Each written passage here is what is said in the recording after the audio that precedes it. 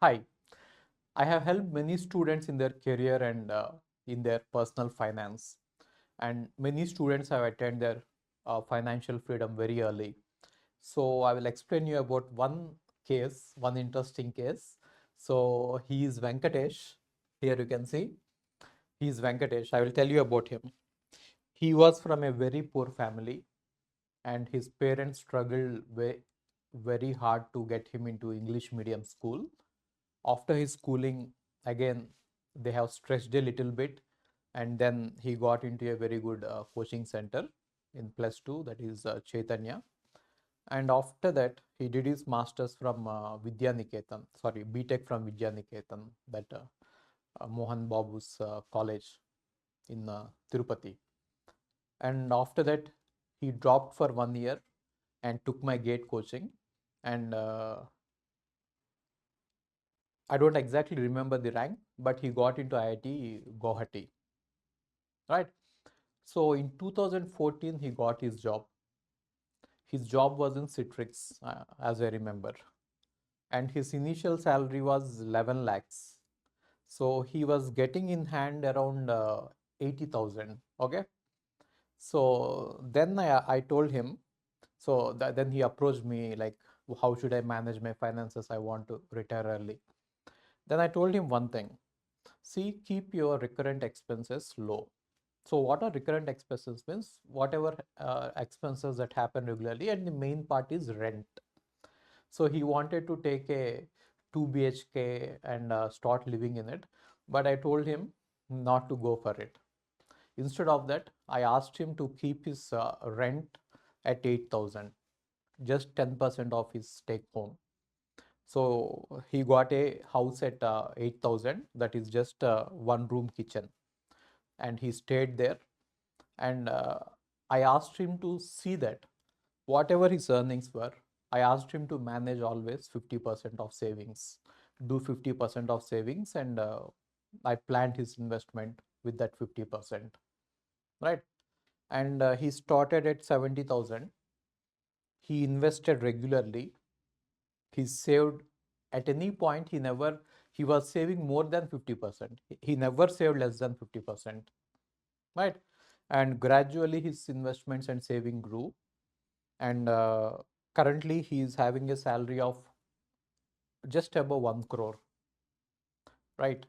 And even now he saves more than 50% of it and invests. So by the year, he started in 2014, and by the year 2024, his assets were 3 crores. I asked him not to buy a house, but his dream was to give a own house to his parents. So I allowed that, and yeah. So without taking any loan, he uh, arranged a own house for their parents, around 40 lakhs in his village, right? So he achieved everything.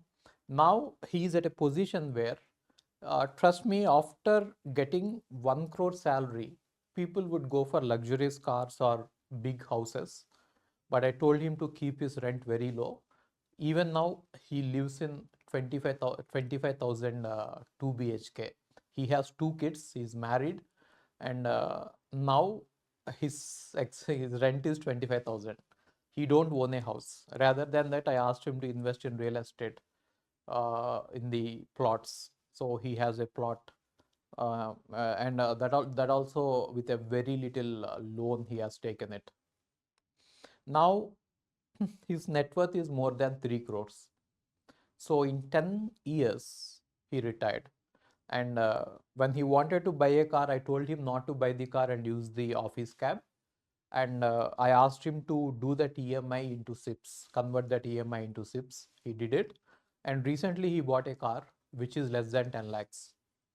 So now his recurring expenses are very less, and his corpus, his portfolio is very huge, that he can leave the job, right? So in 10 years, we are able to achieve this. Okay. So I'm giving you his number in the description. What you can do is, be it a career advice or financial advice, you can take from him. So I'm giving you his number in the description. And uh, now his future, now he is at a position where he doesn't have to do a job. So what we are planning now is that I asked him to go for a PhD in US or Europe, where the standards of living will be high.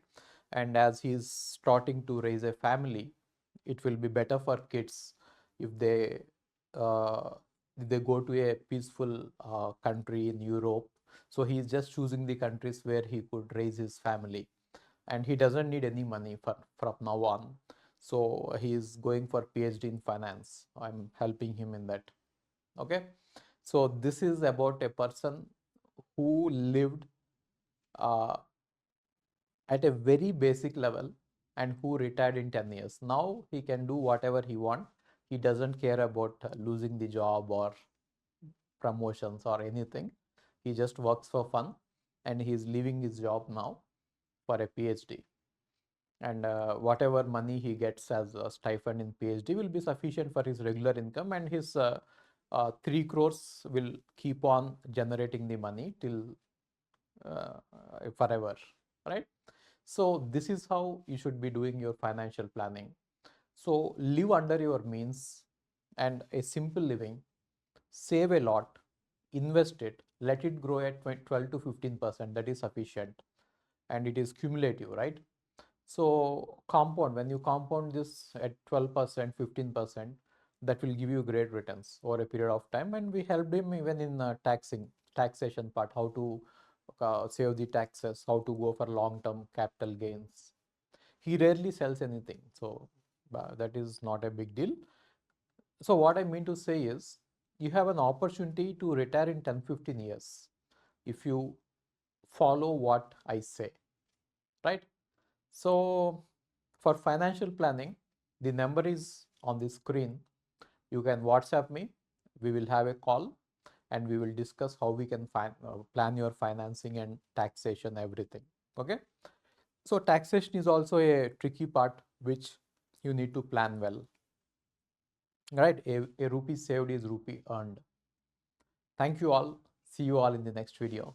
Thank you.